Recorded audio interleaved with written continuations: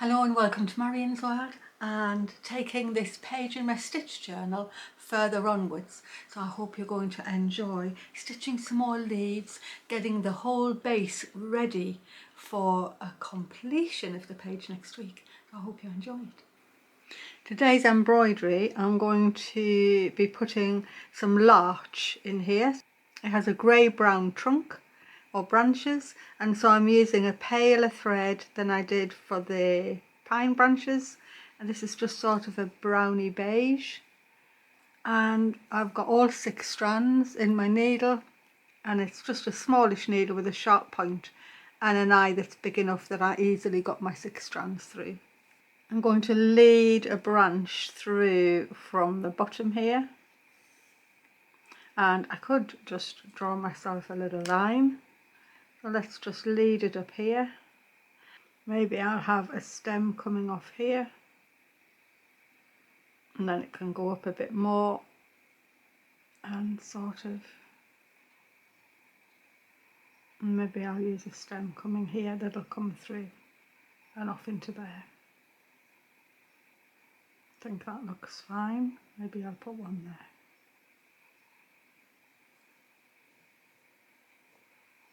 Like that. It's nothing too hard to draw.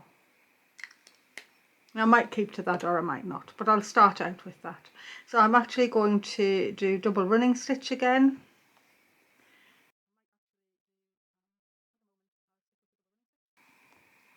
I'm not making it too small either. I'm going to get my way all the way up the top.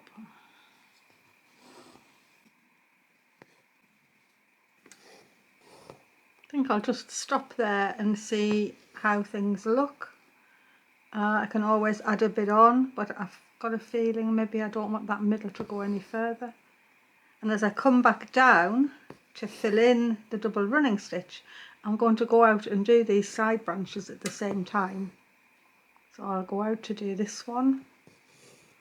I think I'll be taking it behind the dogwood.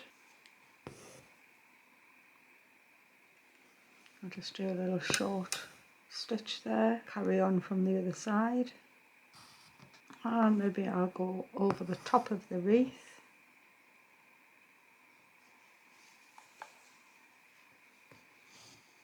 And still behind the dogwood.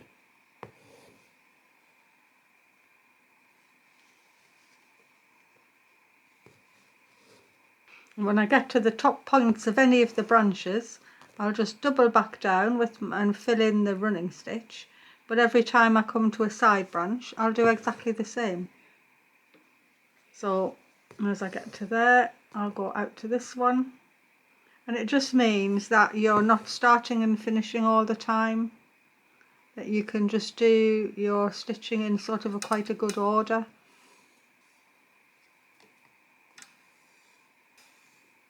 And as I get back to the main branch, I just carry on down, and that means every branch just gets completed as you're coming back down your stems. And I won't be whipping these stems. I actually want the stem to look a bit jointed, because that's what the larch stems look like.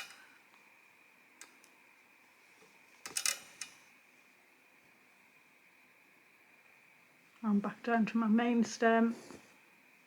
I'll carry on down.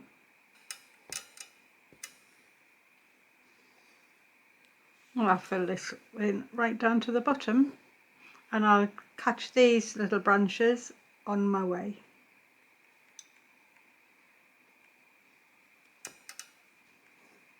Again, I'm just doing my double running stitch. Don't think I need it to be as long as don't think I need it to be right to the end of where I've drawn. I'll just come back down again. If I'm splitting those stitches, it's actually fine, I don't mind. I'm just making sure I'm not pulling my fabric, because even though I've got it in a hoop, I have got a bit of slack going here, so I can manipulate it to put my needle in and out. And so that really is all I need to do for that one. and then I'm going to alter my fabric. I'll have to alter where my hoop is so that I can stitch that. I'll have to turn my hoop right round. So I'll show you that when I have got that laid in and I'm ready to put the needles on.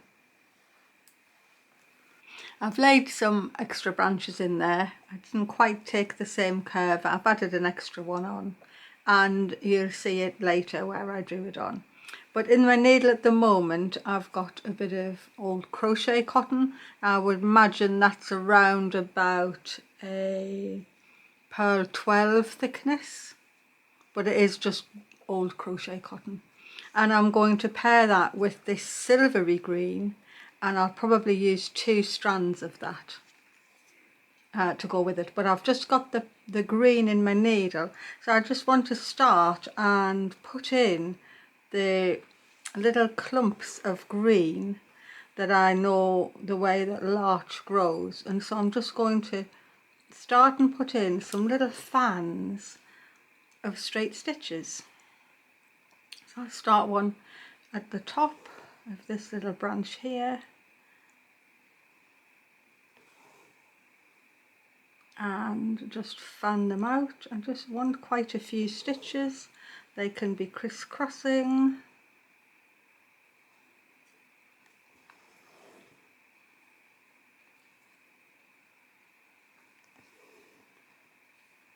Just like that. I think that's fine. I think I don't need any more there.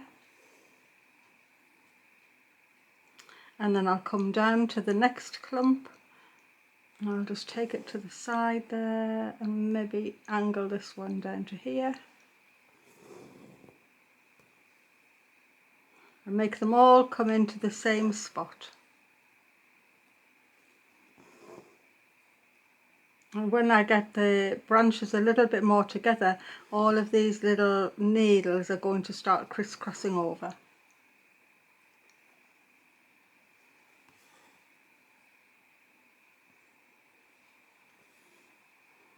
And I think, how many stitches have I made there? I think I've made about 8.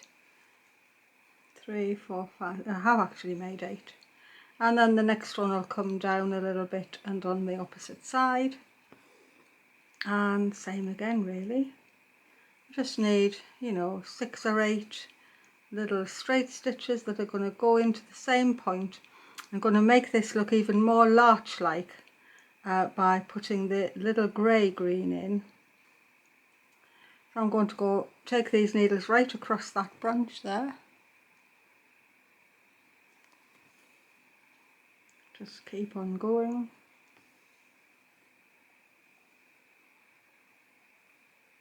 I'll work down the stem.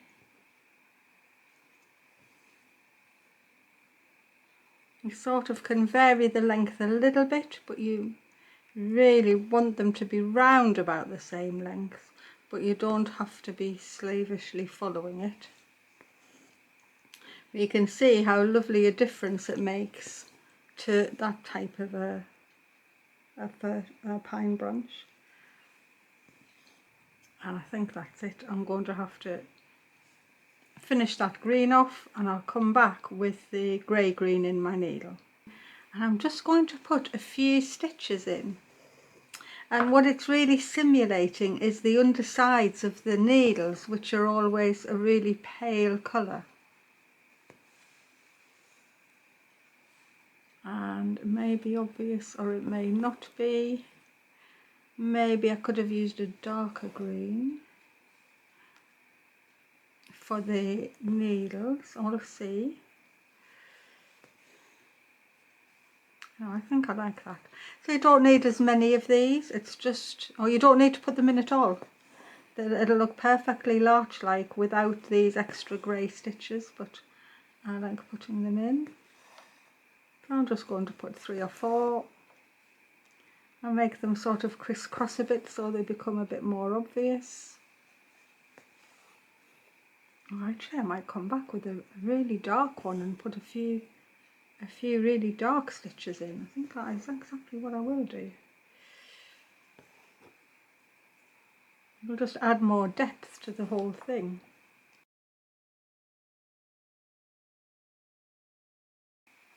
I've chosen this one, which is a nice proper Christmassy sort of a green. I'll just take, I didn't have anything suitable in my tangle, so I've gone to my thread trays, and I will take 2 strands, I think. Let me have a look. Yeah, 2 strands out. And so here I am ready to just put 1 or 2 dark strands in, just to enhance what's there. Doesn't actually need to be much.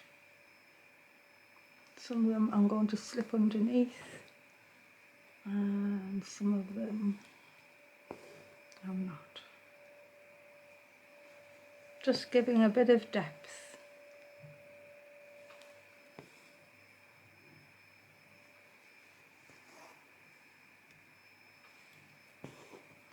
And that's, to me, that has made a big difference.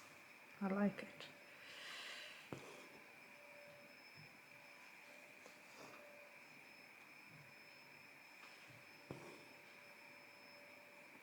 Not all of them need to go right down to the bottom because they look like they're in behind.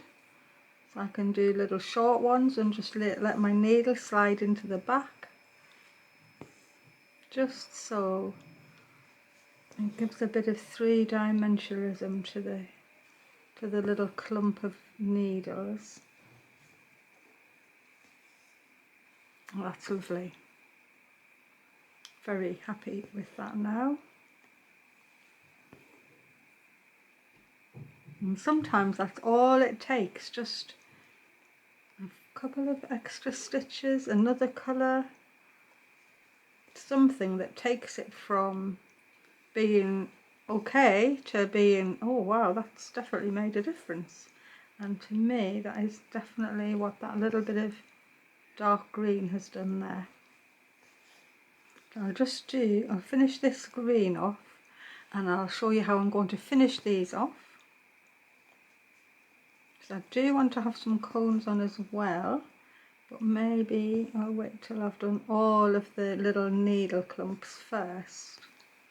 Okay, I'm going to come back onto there with the same dark brown that I used for the initial circle. I'm going to have 3 strands. There's 1, 2, 3. I'm in my same needle, and I'm going to make these little clumps look super realistic by just taking a couple of straight stitches over the very bottoms of the clumps. So just 2 little straight stitches and down to the next one. And again, 2 little straight stitches. Because that's the way that they're joined onto the branch.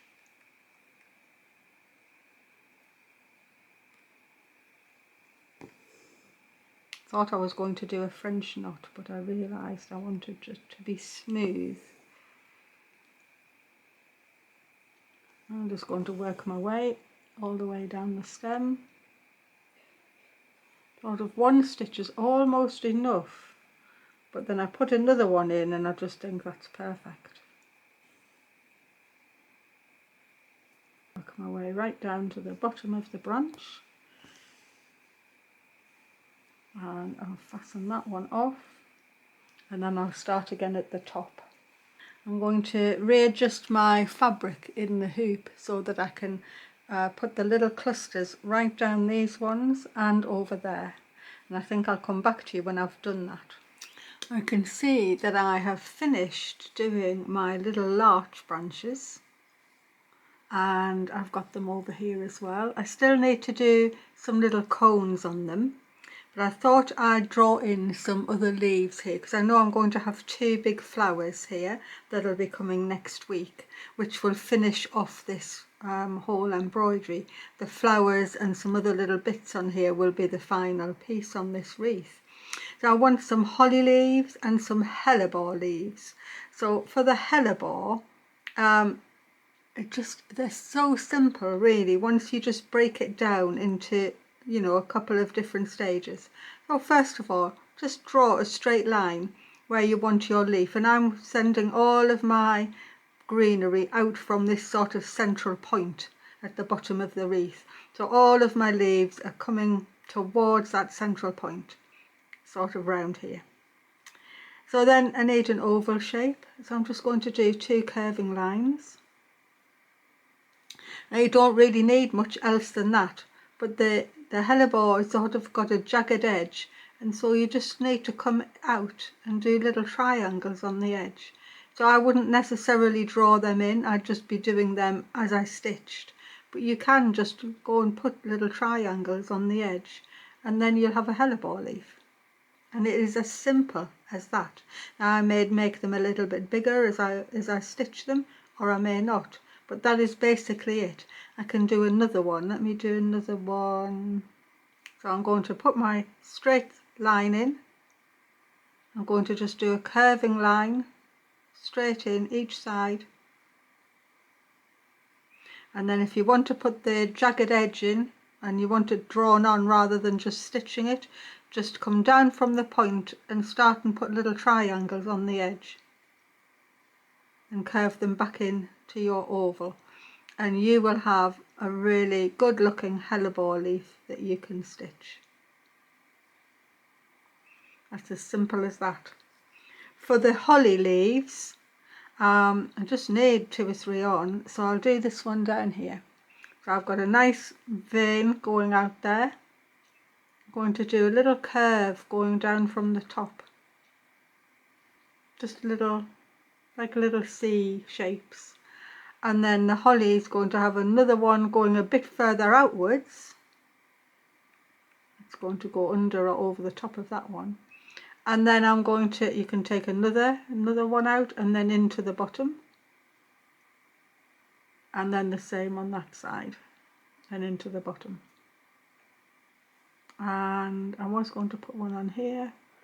Let me just draw one anyway. Well, I've drawn that one in. So you can see it's got the top, a little curve, another curve that comes further outwards, and then that one's just gone straight into the bottom. You just break it down into a simple thing, and you'll find that it's easy to draw. Don't just try and draw the outside. You need your central line, the shape, and then the little jagged edge. So I'm going to hoop up again, and I'm going to put some of these in. I'm going to start with these 2 hellebore leaves first, and I really like this, but it is quite fine, and I might double it up in my needle. And I have this one too, which I think is a 12, and again is a little bit fine for me filling this in, but the colour is perfect. I think I'm going to use both of them together, and the dullness of this will really enhance, because that's what I would really like. So they're similar but not the same. I'm going to use both of these in my needle. This is actually a stranded cotton, but there are only 3 strands. So I don't know where this is from. It's going to be the equivalent of 4 strands of stranded, because they are as fine as a single strand or all by themselves. I'll just see how it stitches up. So it's sort of a bluish green. That's what I'm going for. The stranded one looks a bit shiny, and the pearl cotton is quite dull. It's the dullness that I actually would like. I make quite a long stitch to start, and I'll probably overstitch the veins on here. So I'm going to work each side. Well, I'm going to work the points down anyway, and just see how it lies in.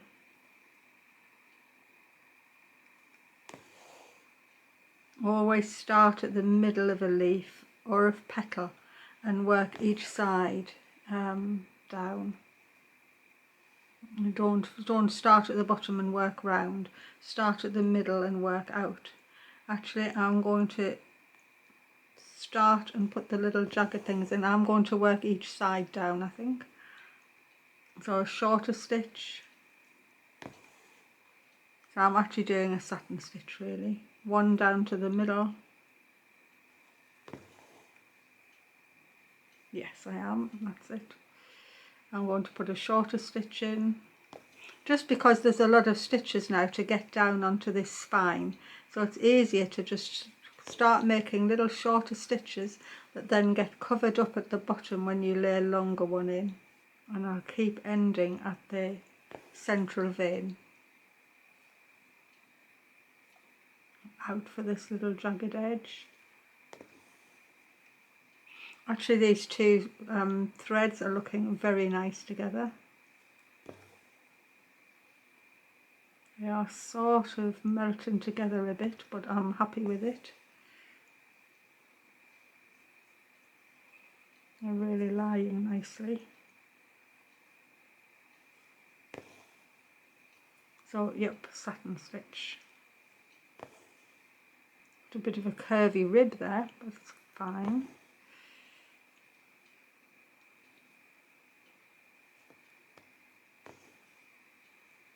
The colour is really good.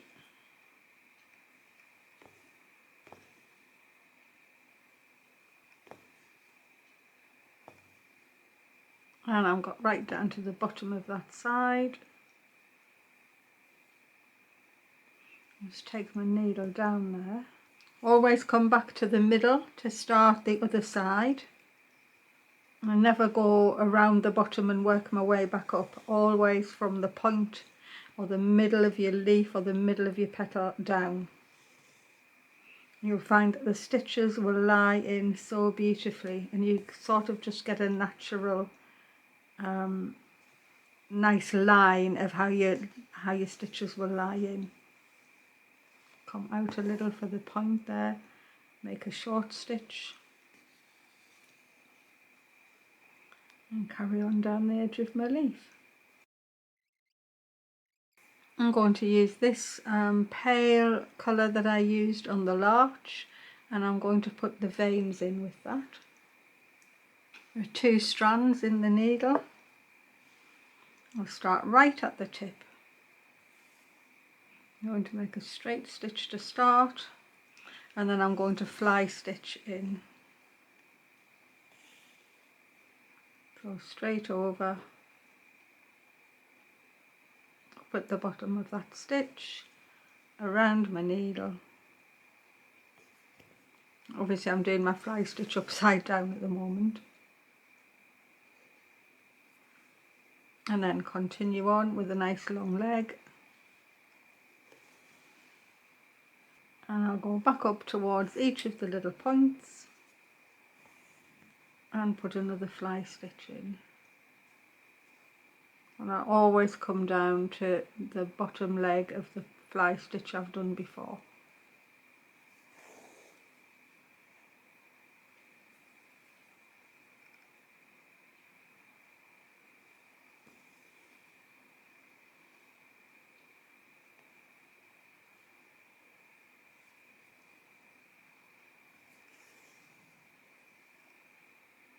I think one more will do it.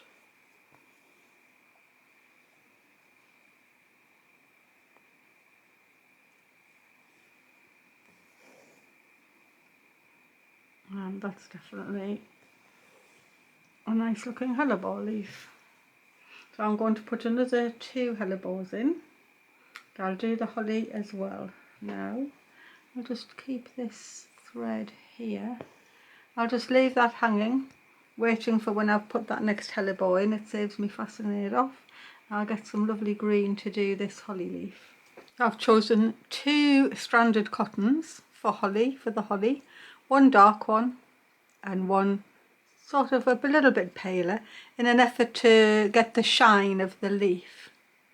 And so I've got the dark one in my needle, and I've chosen to use 4 strands. I've separated them out, as you can see. They're separated and then recombined because I want this the smoothest look that I can, and if I keep the thread twisted, that little twist will take away from the smoothness of the leaf. So I'm going to start at the top where I've drawn, and I'm going to lay the stitches in exactly the same way as here. I'm going to make one quite long stitch first. I shall choose to do this side the dark one, so a short stitch. I'll just draw on so you can see. Here's my framework stitches, could be like that. So I'm just going to go on. I'm going to follow my little curve. So this stitch, I'm going to go over the bottom of there down to the spine. And I'm just going to lay my stitches.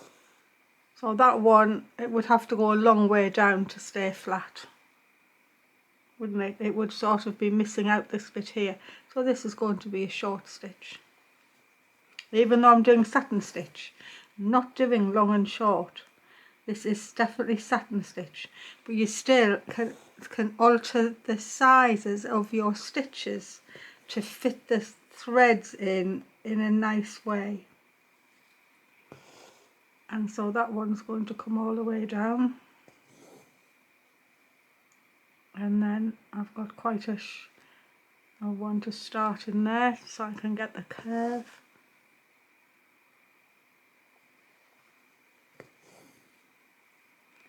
And the same again, I'm just going to follow what I've drawn.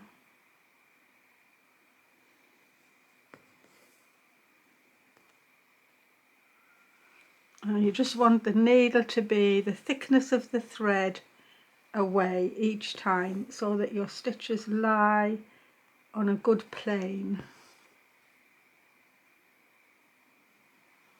So I'm not quite on my framework stitch there, so I'm going to take this stitch out to its point.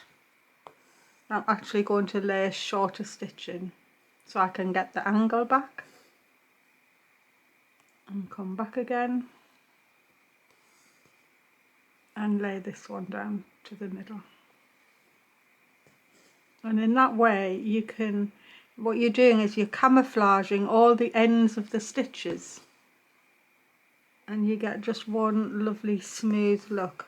But you can change the angle as you go down if that's what you need to do.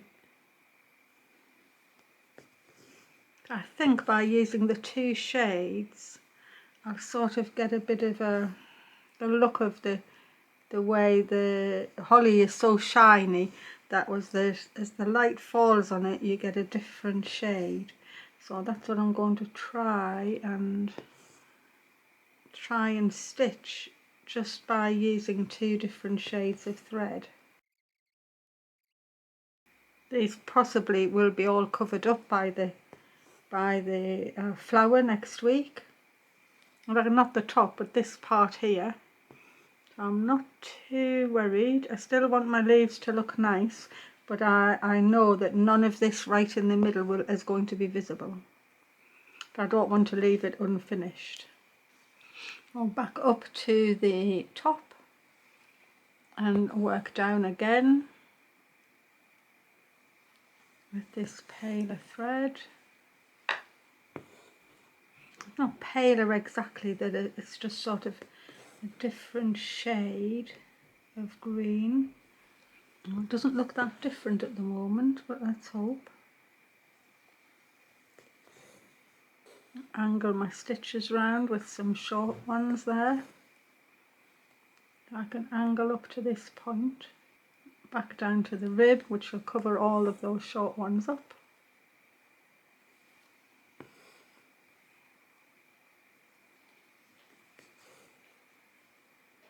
Oh, that looks nice actually.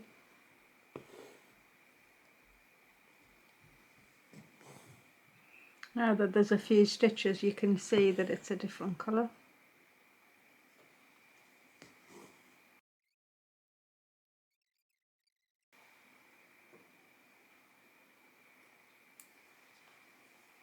I think this nice yellow, I'm going to take just one strand and I'm going to do exactly the same again. Take a long stitch down first, and actually I'm not sure that I want to do all the veins. I think I'm going to do a running stitch down, but quite a big one. Get to the bottom, go back up,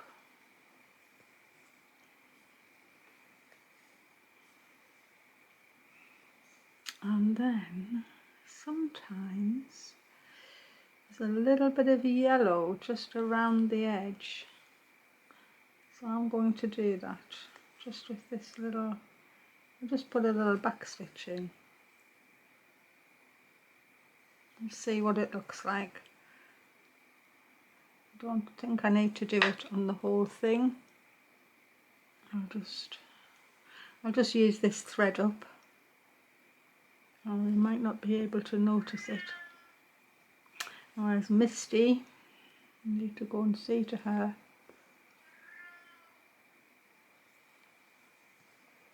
I'll just lengthen the point as I go. Okay, I'll finish off and see Misty, and I'll come back when I've done some more leaves. Here's how I'm leaving it for today, and all I have done is finish the hellebore leaves off, so same for those two, and I added 2 more holly leaves, and I have just gone round the dark side with the single strand of yellow, and I think it looks really nice, and I feel as if I've got the sense of the shine of the leaves by doing the 2 colours, and I kept the lighter colour to the same side of the leaf on all 3, so it'll be jarring to the eye if you swap over, because your brain's just going to interpret that as the light shining on, so you can't have the light coming from different directions. So you keep the lighter one to whichever side you want, it doesn't matter, but be consistent, especially when you're doing that 2-tone like that. So with the larch, I've gone and put the needles in, but then I've just gone and finished off with some larch cones. Now larch cones are quite small, and they always face the same side on the branches, and they get tinier and tinier as they go down. Now I've done them with Oyster Stitch at the beginning, and then just twisted chain at the end, and I'll link in to my Oyster Stitch tutorial, which I've already done, and I just thought I was running out of time to be putting it on camera, and I've already done a tutorial about Oyster Stitch. So these are proper big oyster stitches here, these ones, and then as they got smaller I have just turned them into twisted chains and got them tinier and tinier as they went down to the end of the branch. And so that's the way I'm leaving it. I know I've got to have something here, but actually there's now just 2 beautiful hellebore flowers to go on here, and that is next week, and I'm intending that the page gets finished next week, because there will be the hellebores, possibly some little red holly berries, but after that it's to put the book together, and so maybe I'll get that all done in next week's Wednesday video, and then it'll just be to do a front and back cover, but I haven't even thought about that yet. So next week I'm actually going to do some proper stump work flowers. Now you could stitch them just the same way as the hydrangea was on the Crazy Patchwork page, and that will be no bother at all. However, I thought it would be nice to actually do proper stump work flowers, and to that end, if you want to do that and you've got access to some nice fine wire, that would be great, because that's what I'm going to use. Now this is just really soft wire, and it's from cake decorating. It's the sort of wire they use when they're making the sugar flowers, and I just have some gold ones there, and I've got a white one here.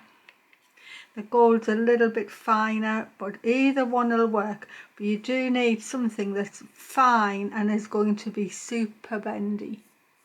So if you want to do the stump work, that is what you're going to need, and some separate cloth, separate piece of cotton. So the petals will get embroidered separately and then attached, and then they'll be able to curl up and cup up just like a real hellebore. So I'm looking forward to doing that for you. I really enjoyed stitching that, and now I feel that the wreath is ready. Here it is. It's ready for the stars of the show, which will be the stump work hellebore flowers, which I'll be doing next week. Say again, you're going to need some sort of very thin flexible wire. These are definitely cake decorating wires, because I used to make wedding cakes, and I still have all of the sugar work equipment that I used to use. But also you could just get some really fine wire from a florist. That will work just as nicely.